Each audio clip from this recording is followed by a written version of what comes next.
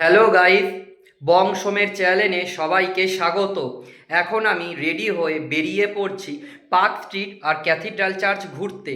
শুনছি park street আর cathedral church খুব সুন্দর করে সাজিয়েছে। তো সামনে বড়দিন, বড়দিনের আগে আমাদের শহর কলকাতা কেমনভাবে সেজে উঠেছে, তো তার মধ্যে পার্ক স্ট্রিট প্রতি বছরই খুব সুন্দর ও ভালোভাবে সাজায়, ক্যাথিড্রাল চার্চও খুব সুন্দরভাবে সাজায়।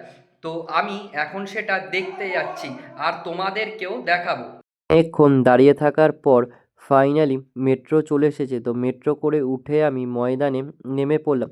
ময়দান থেকে সামনের দিকে এগিয়ে হেঁটে এসে দেখলাম যে রাস্তার দুধারে বেশ লাইটিং দেওয়া হয়েছে। তো সামনেই বড়দিন, বড়দিনের আগেই আমাদের শহর কলকাতা খুব সুন্দরভাবে সেজে উঠেছে। প্রতি বছরের মতো এবছরও আমাদের শহর কলকাতা খুব সুন্দরভাবে সেজে উঠেছে। তো আজকে দেখলাম যে এখানে প্রচুর মানুষের ভিড়।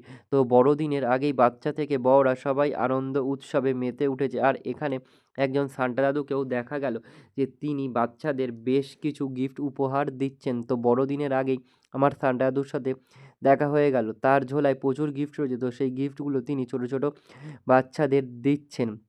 তো তারপর আমি চলে এলাম সেন্ট পলস ক্যাথিড্রাল চার্চে। চার্চে ঢোকার মুখেই দেখলাম যে এখানে বেশ কিছু ফুল বিক্রি হচ্ছে। তো তোমরা যারা সবাই জিসাসকে ফুল দিতে চাও, তো এখান থেকে নিয়ে সেই ফুলগুলো দিতে পারো। তো সামনেই এখানে বেশ লম্বা লাইন রয়েছে টিকিটের। তো টিকিট কেটে আমি লাইনে দাঁড়িয়েছিলাম। তো লাইনের দাঁড়িয়ে ভেতরে ঢুকেই দেখলাম, ভেতরে ঢুকে আমার মনে হলো যেন আমি প্রভু যিশুর শহরে প্রবেশ করেছি। তো এটা হচ্ছে আমাদের সেন্ট পলস ক্যাথিড্রাল চার্চ। প্রতি বছরই আমাদের সেন্ট পলস ক্যাথিড্রাল চার্চ খুব সুন্দরভাবে সেজে ওঠে। এবারেও সেন্ট পলস ক্যাথিড্রাল চার্চ খুব সুন্দরভাবে সেজে উঠেছে। তো জিসাস তিনি কিভাবে জন্মগ্রহণ করেছেন সেটাই এখানে ফুটিয়ে তুলে ধরেছে। তো আমি গেছিলাম বিকেলবেলায়। বিকেলবেলায় গিয়ে দেখলাম যে সেন্ট পলস ক্যাথিড্রাল চার্চ খুব আলোয় আলোকিত হয়েছে। যেন আলোর এক রসনাতেই যেন সেন্ট পলস ক্যাথিড্রাল চার্চ সেজে উঠেছে। তো ভেতরে ঢুকেই তোমরা এখানে জিসাসকে দেখতে পাবে। আর জিসাসের সম্বন্ধে বেশ কিছু কথা এখানে লেখা রয়েছে।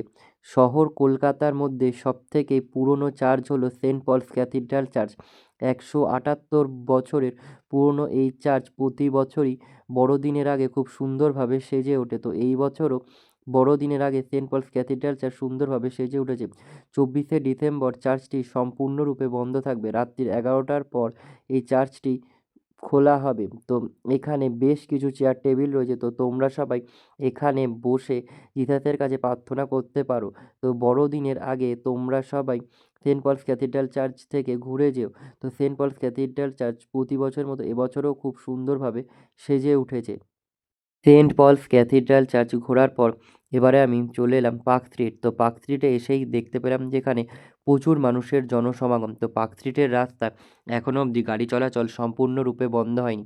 আজকে 23শে ডিসেম্বর, এখনও অবধি এখানে গাড়ি চলাচল সম্পূর্ণরূপে বন্ধ হয়নি।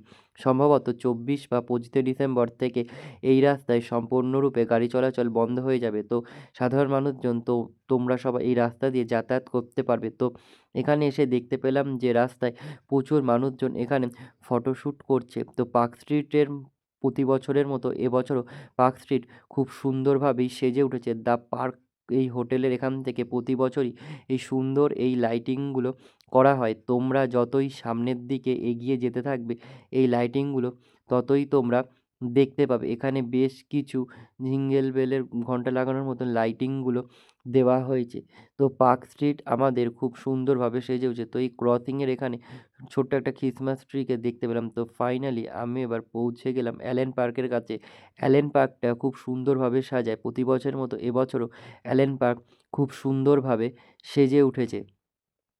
রাস্তার দুধারে বেশ ক্রিসমাস ট্রি লাগানো হয়েছে।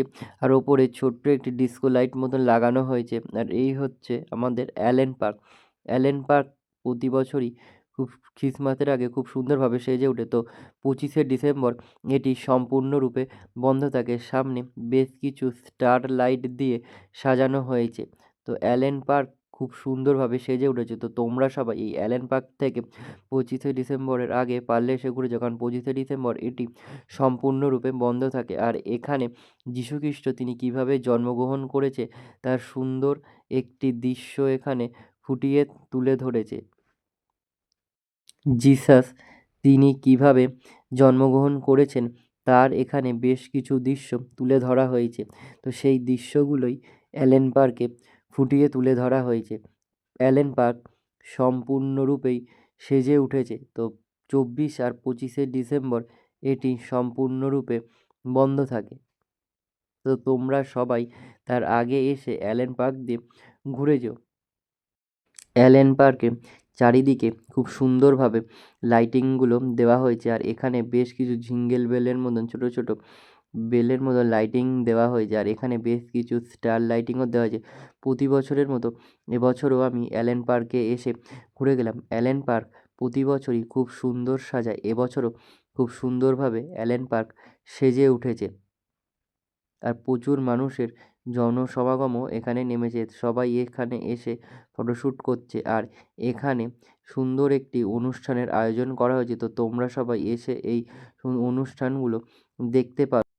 এখানে আসলে বেশ কিছু খাবারের দোকানও দেখতে পাবে। এখানে মোমো, স্ন্যাক্স, কেকেরও বেশ কিছু দোকান রয়েছে।